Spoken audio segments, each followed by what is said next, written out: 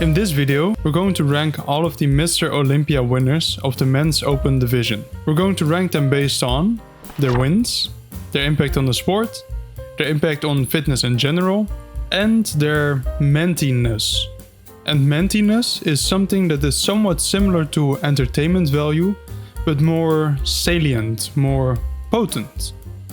So, with that being said, let's get started. We're going to start with the first Mr. Olympia ever. Larry Scott, also known as the Legend. He won in 65 and 66, and he retired before he could lose. His most standout feature are probably his biceps. He was about 1.70 m tall, but he had 20-inch arms. And he even had a curl named after him. So I'm going to place him right in the middle. 2 wins, a good physique, but it seems like his impact on the sport was quite minimal. Let's now move on to Sergio Oliva, also known as the Myth. He won 3 times, 67, 68 and 69. And he's one of the only bodybuilders ever to beat Arnold. In one of his books, Arnold actually recalls feeling slightly intimidated by Sergio. So I'm gonna place Sergio 1 tier above Larry. He has 1 more win, and he also holds a more mythical status within the bodybuilding sphere, especially because he's one of the only people to really hit this pose properly. And now we come to the Austrian Oak, Arnold, probably the most popular bodybuilder ever. He has a shared 2nd place for the most Mr. Olympia wins, 7 titles. He won from 1970 until 1975 and won in 1980, and his last win was quite controversial. Mainly because Arnold had spent some time away from bodybuilding, came back in suboptimal shape and still won. But there's more to Arnold's contribution to bodybuilding. There's a whole competition named after him, the Arnold Classic.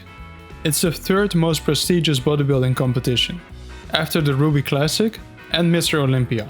And of course, you might know Arnold as either a movie star or the Governor of California. But, most importantly, was probably his arcane knowledge of human physiology.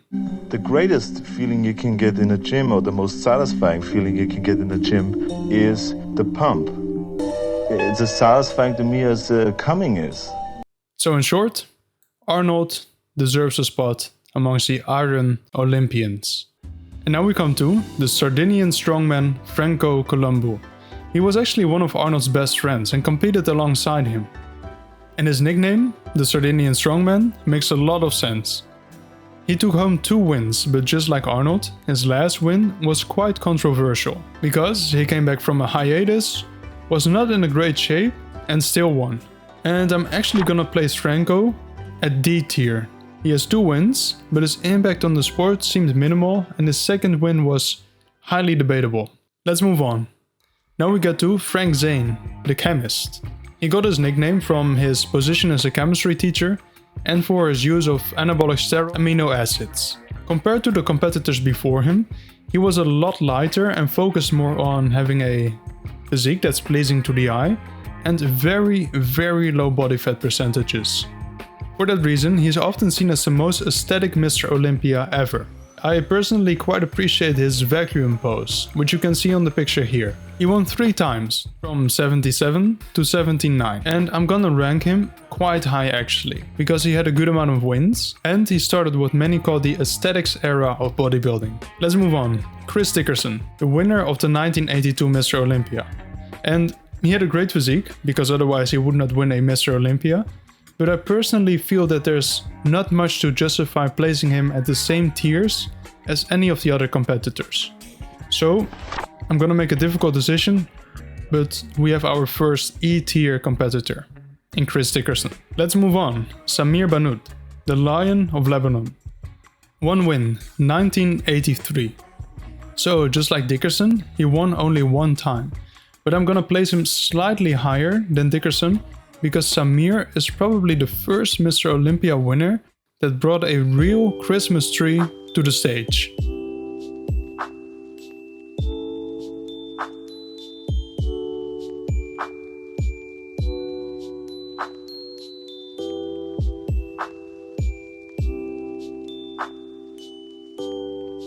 And now we come to totally awesome Lee Haney. And Lee Haney is actually one of the longest reigning Mr. Olympias ever. He won 8 times between 1984 and 1991. And I must say, the guy is very, very underrated. For example, almost everybody is familiar with either Arnold Schwarzenegger or Ronnie Coleman, but Haney is tied with Ronnie for the same amount of wins. But he is much less famous. Outside of bodybuilding, he had his own sports TV show on ESPN, and he was a chairman for the President's Council on Physical Fitness and Sports, appointed by President Clinton. So even though he is less memed and less famous than, for example, Arnold or Ronnie, I still need to place him in the highest tier. But I do place him one behind Arnold because Arnold's impact on sport and his mentiness are bigger than Haney's. Now we come to Mr. Yates, the Shadow. He also had quite a long reign, between 1992 and 1997. 6 wins. And Mr. Yates really changed the sport of bodybuilding with his 1993 package. Between 1992 and 93, he went through this transformation. He went from having a more Herculean physique, similar to Arnold and Haney, to having a, let's say, Gears of War ogre physique. And I say that as a compliment. This level of size and conditioning was completely new at the time, and every other competitor had to change their physiques in order to be able to compete with it. So, Mr. Yates changed the game of bodybuilding completely. He also had a very standout feature in his physique, his airplane-like lats. I personally also think he was quite menty. Almost everybody who is into bodybuilding knows the dungeon workout tapes with the excessive exclamations from both Dorian and his training partner.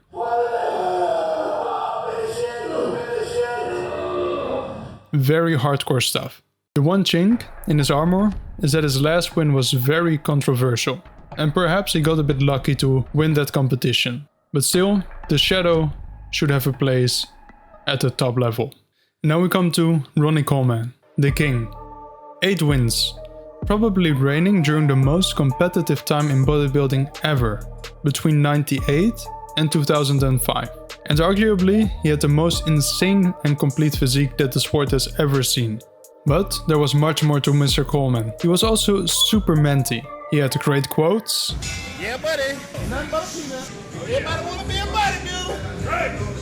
So nobody want to lift this heavy ass weight. Insane feats of strength. Unfortunately, the extreme training that he did has taken a toll on his health, and he now has difficulties with his mobility. It's a striking example of the consequences of taking a sport to its extreme, but when asked if he regrets squatting 800 pounds... Yeah, I have some regrets. I didn't go heavy enough. I didn't go heavy enough. Iron Olympian tier for sure. Alright, and that brings us to Jay Cutler, Ronnie Coleman's #1 rival. He had 4 wins, 06, 07, 09 and 2010. And you may notice, hey, 2008 is missing. That is because Jay is the only Mr. Olympia to have won, lost and have won again. I'm off fat. I'm off season. That's what you gotta be educated, you people. Science. You don't know science. I know science. His most noteworthy moment was probably this photo, the quad stomp. It really is a legendary photo in the sport. I'm going to put him in A tier, 1 below Frank Zane, because Frank seems to have had a bigger impact on the sport and a more distinguished type of physique than Jay. Now we come to Dexter Jackson, the Blade. Jackson has only 1 Mr. Olympia win, 2008, but he does hold the highest amount of pro bodybuilding wins. For that reason, I'm gonna place him in C tier. Let's move on to Phil Heath, also known as The Gift. He succeeded Jay Cutler and won 7 times, just like Arnold, between 2011 and 2017. Philbert is known as The Gift because of his near-perfect muscle insertions. And that basically means that the natural shape of his muscles is very good. It's something you will only see if you're very familiar with bodybuilding, but it's actually quite important. But sometimes Phil was also known as The Gut. and that is because Phil was often unable to keep his bubble gut under control. Now, Phil was not the only Mr. Olympia competitor with a reverse Ninja Turtle. It can probably be traced back all the way to Ronnie, but with Phil it really stood out. And I'm going to place him in A tier, but I think I will put him at the middle of A tier, just below Frank Zane.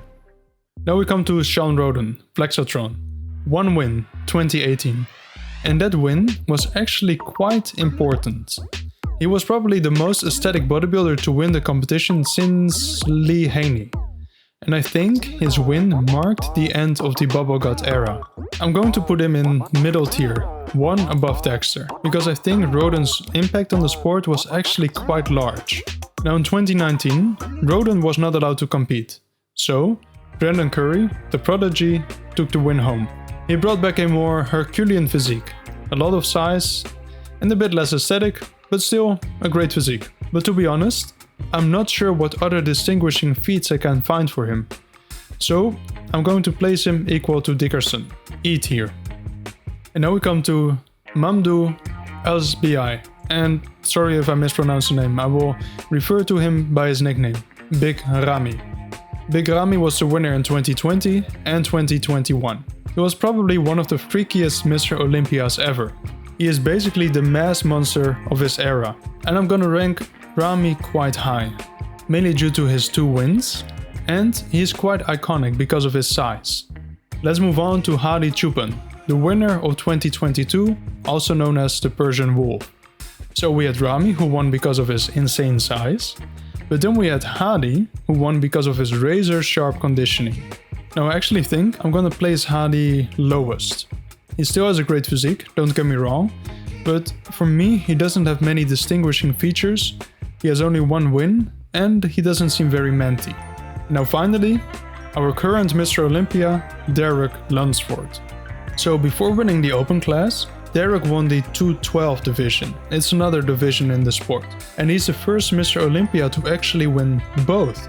I think I'm gonna place him in D tier, because he has won in 2 divisions, was the first to do it, but besides that, I don't really have any justification to place him much higher. But, since he's the reigning champion, there's still a lot of room left for him to climb the rankings. Now that was it for our Mr. Olympia tier list. Thank you very much for watching. I really appreciate you being here, and I hope you enjoyed this different video.